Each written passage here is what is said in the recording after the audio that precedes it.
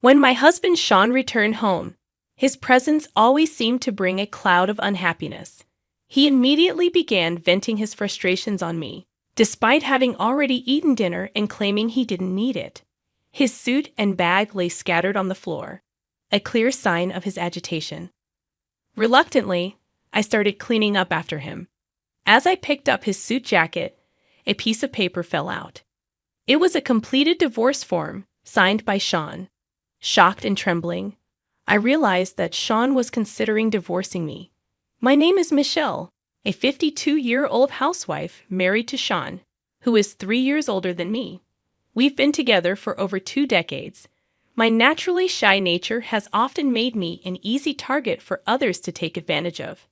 This tendency to avoid conflict and keep my opinions to myself stemmed from past experiences, like losing belongings without standing up for myself.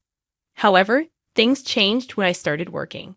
The company culture emphasized teamwork and communication, which forced me to interact with my colleagues. Surprisingly, they were supportive, and I learned to express myself.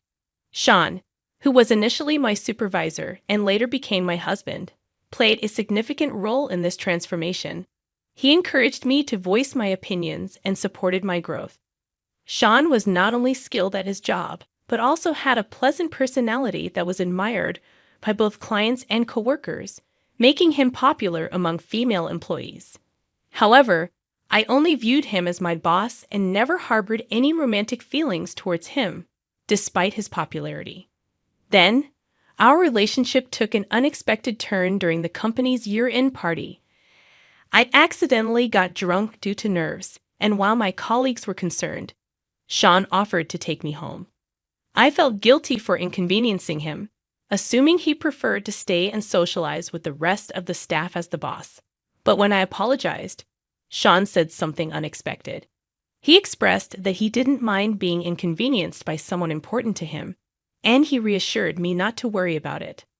I was taken aback by Sean's words, and as I tried to process them, he suddenly confessed his romantic feelings for me, saying he liked me and wanted to date me. It was a shock, but I found myself feeling happy about his confession. I asked for some time to think it over, but gradually, I began to see Sean in a different light. Our feelings for each other grew, and we started dating. 6 months into our relationship, Sean proposed, and we got married. At the time, it was common for married female employees to resign, so I left my job to become a full-time housewife. After we married, we soon welcomed our daughter into the world, and I dedicated myself to managing household tasks and raising her while supporting my husband Sean. I put a lot of effort into taking care of our home and nurturing our daughter, and I took pride in my parenting abilities. However, after more than 20 years of marriage, I began to notice a significant change in Sean's attitude towards me. It seemed like he no longer saw me as his wife, especially evident in his sighs and constant irritability whenever he came home from work. His gaze towards me became harsher, and his criticisms grew increasingly hurtful. He would often comment on my appearance, telling me to stop going without makeup and to dress better, even comparing me unfavorably to a maid. Despite trying to save money, as our daughter had recently moved out and found a job, Sean reduced the amount of money he gave me for household expenses. Consequently, I couldn't even afford to visit a hairdresser and had to resort to cutting my own hair. The decrease in our living expenses was partly due to Sean's increased business trips, which seemed to involve a lot of drinking and additional expenses. Despite my concerns about this sudden increase in trips, Sean justified it by saying he was mentoring his subordinates and had a responsibility to accompany them. In the early days of our relationship, Sean's business trips were rare and mostly for romantic getaways, with generous allowances provided by his company. However, now these trips occurred every 2 weeks, and the allowances were considerably less. When I questioned him about this change, Sean explained that he was accompanying his subordinates on their trips as their mentor. At this point, Sean had been promoted to sales director, so it seemed reasonable that he would be taking care of his subordinates. However, something he said while drunk one night stuck in my mind. He mentioned how the company had many young and attractive girls, unlike me, and that it was a real feast for the eyes. I felt mocked and degraded by his comparison, especially considering I was over 50 years old. It was unfair to compare me to the younger women at his workplace. I couldn't shake off the suspicion that Sean's frequent business trips might involve accompanying young female employees. If that were the case, it would mean that my living expenses were being sacrificed for his escapades with these girls. I couldn't forgive such behavior, even if I wasn't sure if he was having an affair. It felt unjust to have endured so much only to be treated this way. Sean's overnight business trips continued to increase, happening almost every week. All I could do was silently see him off, as he always claimed it was for work, leaving me no room to argue. When he returned, he often mentioned the same woman's name, comparing her beauty unfavorably to mine. He made hurtful remarks about my appearance, especially when he was drunk, showing his disdain for me. Despite Sean's flaws, he seemed oblivious to them. He had gained weight over the years, and his personal hygiene had declined, especially in the summer when he sweated profusely. His hair had also started thinning, yet he had the audacity to criticize me while ignoring his own shortcomings. When I suggested increasing my living expenses so I could pay more attention to my appearance, Sean dismissed it, saying it would be a waste of money. However, when he wasn't satisfied with the meals I prepared, he lashed out, blaming me for not being able to do even the simplest household chores properly. It felt like a double standard, and I couldn't help but feel frustrated and resentful. I was really upset after Sean took control of my bank card. He claimed I was wasting the money I've earned, so he decided he would manage my salary. It left me speechless. Despite my attempts to reason with him, he wouldn't budge. Sean's contribution to our household income was minimal, which is why I had started working part-time. Then, out of the blue, he announced he'd be going on a solo business trip for about 6 months. I thought, fine, at least he won't be at home. But then he dropped another bombshell. We needed to cut our living expenses even more while he was away. I couldn't believe it. We were already struggling to make ends meet. There was barely anything left over each month, and sometimes I had to dip into my savings. When I protested and asked for my bank card back, Sean exploded into anger, calling me greedy and refusing to return it. I felt lost and powerless. A few days later, Sean left for his assignment, and I reached my breaking point. I couldn't continue like this. So I sought advice from my workplace, and they suggested opening a new account and having my salary deposited there.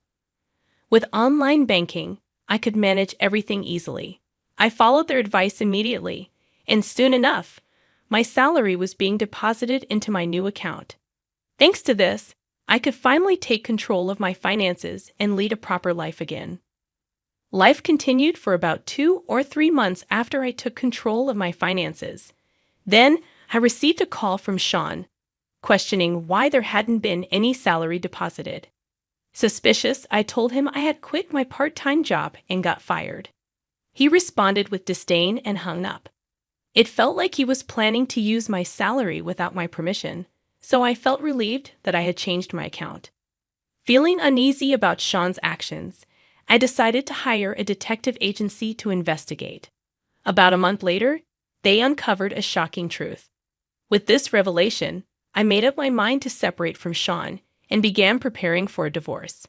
Time passed quickly, and the day Sean was supposed to return from his assignment arrived.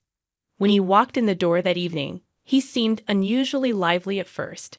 However, his mood soared as soon as he saw me, and he began taking out his frustrations on me. Despite my inner fury, I maintained a calm facade and welcomed him back. I knew it wasn't the right time for revenge yet. Sean grumpily headed to the bath, leaving his belongings scattered on the floor. As I picked up after him, a piece of paper fell out of his suit jacket. A completed divorce form with Sean's signature. My hands trembled as I realized he had been considering divorcing me. Overjoyed at the opportunity, I decided to submit the form right away. Sean didn't notice as he returned to bed exhausted, snoring loudly. Meanwhile, I wasted no time. I packed my belongings and left the house immediately, canceling my cell phone plan and switching to a new one to avoid Sean's attempts to contact me. I headed straight to a lawyer's office. Sean bombarded me with emails, likely realizing I was missing, but I ignored them. I stayed in a hotel that night and visited a real estate agency the next day to find a new place to live. I had already chosen some promising apartments in advance, so I quickly settled on one and began making preparations. Later, I reached out to a colleague of Sean's from his workplace, who had been there for over 20 years. She responded promptly, and I shared the shocking news of Sean's affair with a subordinate named Nicole, along with his deceit about taking sick leave to care for me. She reported it to the company, leading to a major investigation. As a result, Sean and Nicole faced consequences for their actions, and Sean was ultimately fired. Despite Sean's attempts to contact me, including blaming me for his troubles and begging for a chance to talk, I ignored them all. Through a lawyer, I claimed compensation and got back my bank card, which he had used without permission. Sean's life took a sharp downturn from being a well-off man with a respectable position to an unemployed middle-aged man overnight. His affair partner left him, and he even blamed me for that, but I paid no heed to his words. Recently, I became a full-time employee at the company where I had previously worked part-time. I'm focusing on my career, staying connected with my daughter, and enjoying meals out together. From now on, I plan to savor my single life to the fullest, both at work and in my personal life.